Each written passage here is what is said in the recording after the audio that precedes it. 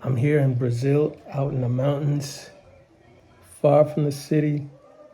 I'm gonna link a video at the end of this video to the scenery where I am. It's beautiful, beautiful country, but this is not Sao Paulo. This is not the city of Rio de Janeiro. It is a stark contrast to that. It's rainy, but the rain comes and goes. It is hot. It is beautiful out here though. Basically, this is like farmland, but it's mountains. It's mountains, rivers, waterfalls, beautiful, beautiful country.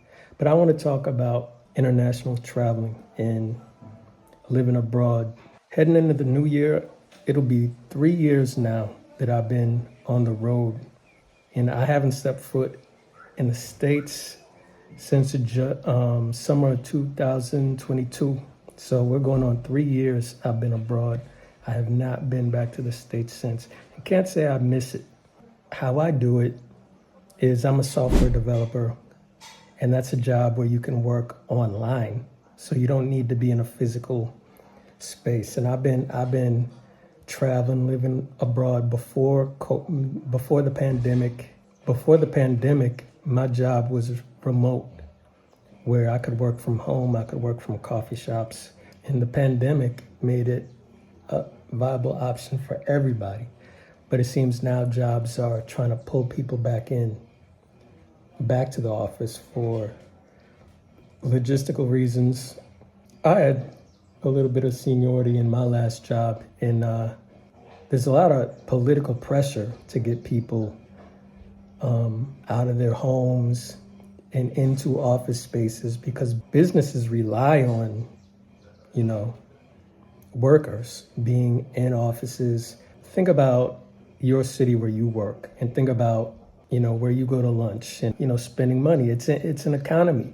And what happened was during the pandemic, people were staying home and a lot of businesses suffered because there was no foot traffic. And, as they opened things back up and people started working, they had the option to work from home or work in the office. Well, of course, the majority of people want to just stay at home. Why would you want to go on a long commute and to work and pay? It's just more convenient, more comfortable, working from home. If you have kids and you don't have to put them in daycare or anything like that, you save money. It's just, you save money, you save time. It's convenient, it's just the better option. And a lot of people moved out of big cities and into smaller towns to save money. And some people went overseas because you can live a lot better overseas. I mean, depending on the country, I'm talking Latin America, Asia, parts of Europe, you can live better. You can live better for less than what it costs in the United States. And that was always my ideology before the pandemic. My goal was to convince people, hey, it's possible to go abroad, see overseas. And, the pandemic actually opened everybody's eyes to that. And now there's 1 million people putting out videos from overseas, talking about Colombia, talking about Brazil, talking about countries in Asia, Tokyo, Thailand, Bali, Africa, everywhere. But anyway, I want to talk about my advice for anybody wanting to live abroad. What I would do, a lot of people, they want to, hey, why don't I just create videos and publish them about my travels and make money doing that? Well, I got to tell you, that is not a unique idea. There's millions. Let's be realistic. There's thousands of people trying to do that. So a lot of people think it's easy. Oh, I'll just go to this city and get hundreds of thousands of views and live like that. Well, it's possible, but it's not easy. So anyone planning to live overseas, I would definitely try to find a job that you can do remotely, that you can be employed while you're traveling, because you don't want to go overseas just thinking you're just going to blow up on YouTube or something like that, and that's how you're going to survive, because it doesn't work that way, you know.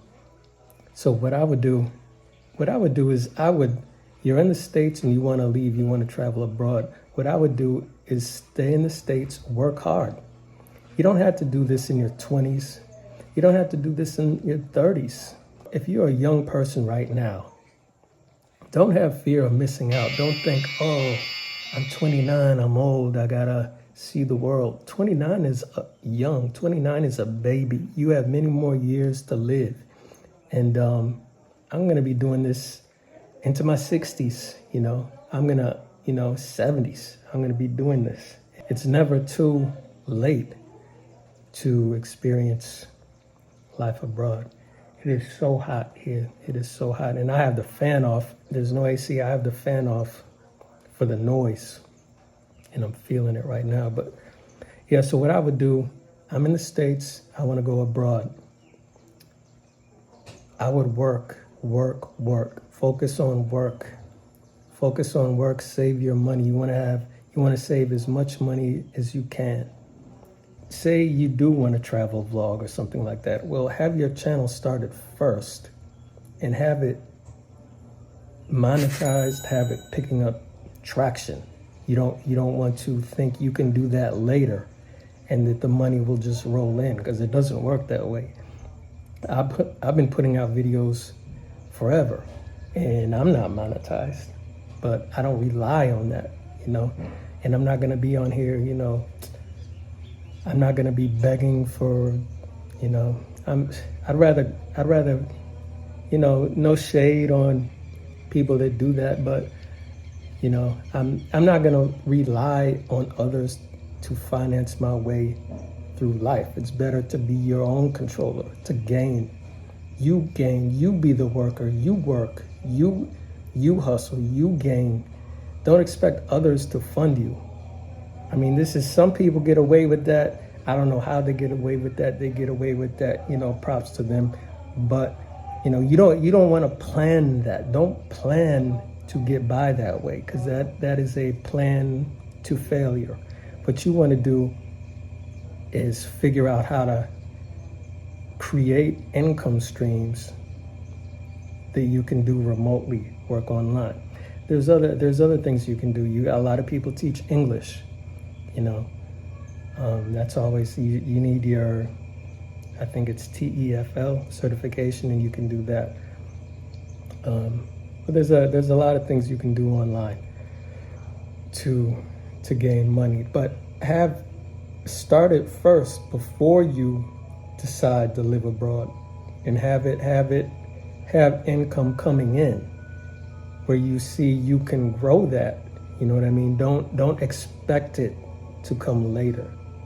That's my word of advice. So save your money regardless, because emergencies happen. Save your money and go out with at least 6 months of living expenses. Where it's all your bills are paid for 6 months. And if you need to, if you come out with 6 months of living expenses and you run out of it, your business fails, then you may have to head back and reset. And it's one thing, there's a lot of working opportunities in the States. You come overseas and you can't just work where you want. You just like in the States, you need a visa to work. You can't just go overseas and work for a foreign company. It doesn't work like that. You need a worker visa. And on top of that, unless you're in Europe or Japan or something like that, a foreign job is not going to pay much. So you're going to be struggling. You're going to be struggling just like you would living in the U.S. So Yeah, everybody thinks the cost of living for a person getting paid American dollars is very good overseas. But if you work for an overseas company on an overseas salary, it's just as if you were back in the States. So ideally, you want to work for a company in the United States that pays American dollars because you're hedging the power of the dollar. You're hedging the American economy to get you through.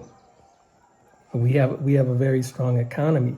Yeah, you can live luxuriously overseas in Latin America and in Asia, but that's only because you're hedging your nationality's economy. You're using that to your advantage. Don't get it twisted. People who live in Latin America, live in Asia, struggle because their jobs don't pay. They don't have the same strong economy that we have, us Americans. So that's an advantage that you're leveraging, and people that, never forget that, Do I want to live in the United States? No. But do I appreciate the United States economy? Yes. Capitalism is ugly. It's just putting money over everything is ugly. That's it's look at that CEO of that healthcare company that got taken out. It's a dirty business. It's a dirty business. Capitalism, putting money over everything.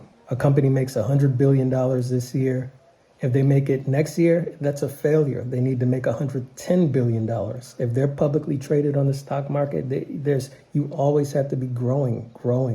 You always, because the company's public, there are public shareholders, and they expect what they invested to return more.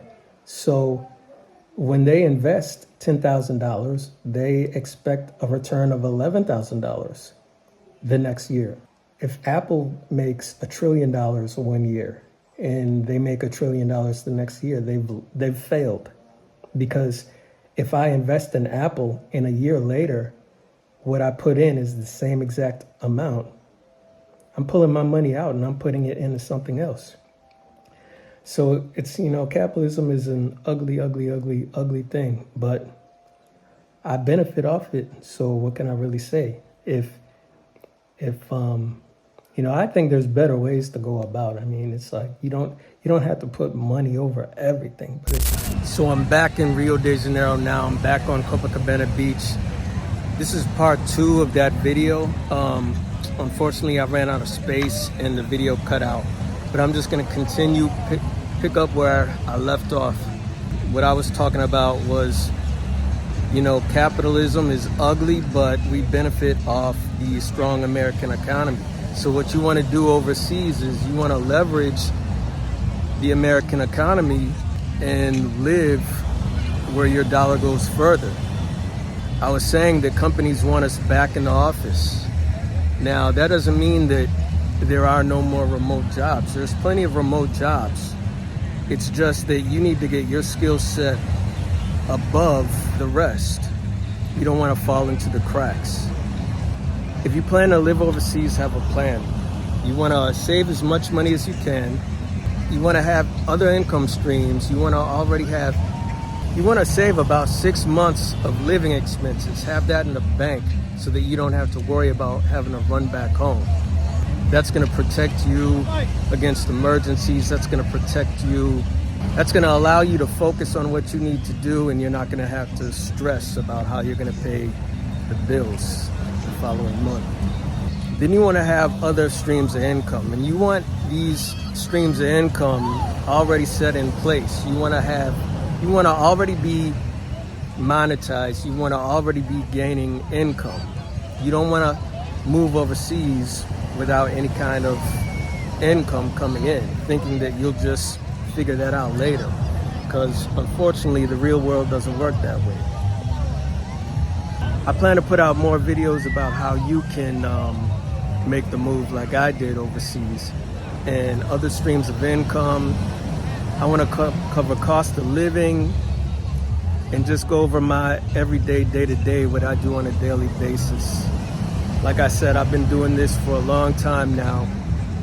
I used to go back and forth to the States, but I've been overseas going on 3 years now. I haven't seen, somebody tell me what was 2024 like in the United States, because I have no idea. What was 2023 like? Because I have no idea. I'm out here for the long haul, traveling the world,